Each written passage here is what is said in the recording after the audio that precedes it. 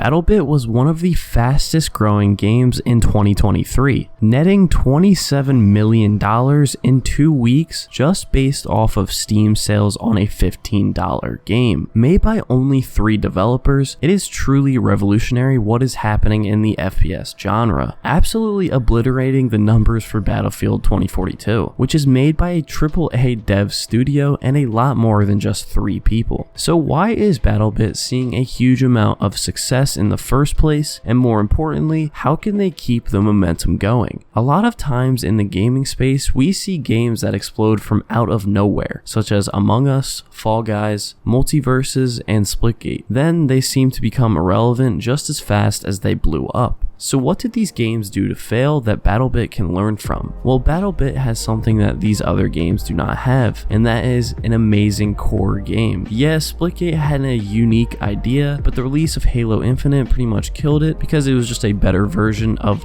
Splitgate, so people had no reason to play it. Among Us also had a very unique idea, but there was no reason for people to keep playing it, pretty much had no replayability at all. Multiverses waited way too long to actually update their game and to keep people engaged, and Fall Guys had a pretty similar fate to Among Us, and people did not have a real reason to keep playing. None of these games could actually be taken seriously as your main game that you could play for hours on end, but Battlebit on the other hand could actually be the reason you hop on your PC. You could actually look forward to playing it because of how fun it truly is. With its huge player counts and an actual non-microtransaction progression system, the game runs so smoothly. No matter how bad your PC is, you can handle running a 254 person game. Why? Because the game literally looks like Roblox, but that does not mean the gameplay is not an amazing experience. The gameplay is literally what makes the game. But let me stop glazing.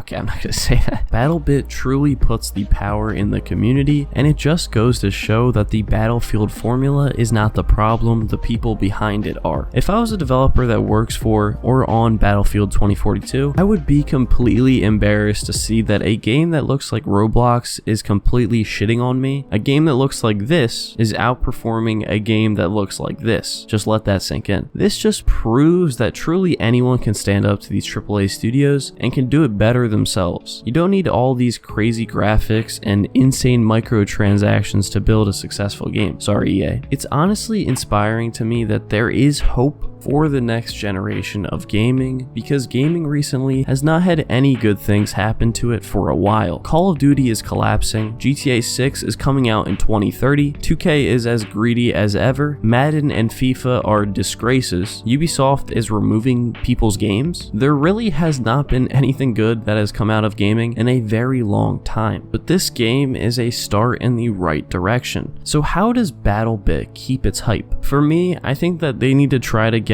this game on consoles as soon as possible. I know it's a lot to ask for, but for DICE to truly be scared of the competition, this game needs to come out on consoles. If people with an Xbox or a PlayStation can play your game and realize how great of a game that 3 people have made, then Battlebit can truly succeed. The one thing that DICE is worried about is competition. Competition in gaming makes games better. Why do you think EA and 2K just buy out everyone who tries to compete with them? Because they are scared that they actually might have to make a good game and not a microtransaction hell. Anyways, I really do hope that Battlebit can still be a success in a couple of months and still have a good player base that cares about the game. Of course, the numbers will go down and the hype will die down eventually, but if it can have some decent numbers, DICE should be scared. I think AAA studios in general should be scared. This is a sense of hope that there is a shift coming in modern gaming, that AAA studios can be competed with, and at the end of the day, all people care about is how fun the game that they're playing is. It does not matter what the game looks like, people will play what they want to play. If AAA studios make games that people don't want to play and are behind an insane paywall, people just won't play them. It really is that simple.